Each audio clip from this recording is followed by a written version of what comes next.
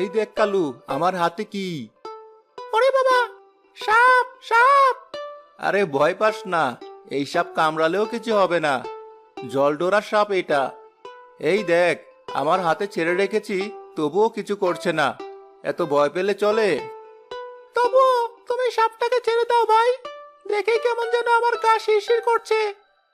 আচ্ছা যা, ছেড়ে দিলাম।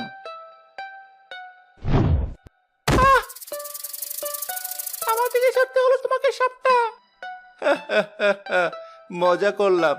যাই, সাপটাকে আবার ধরে আনি। এই সাপটাই তো লড়াই আমাদেরকে জেতাবে।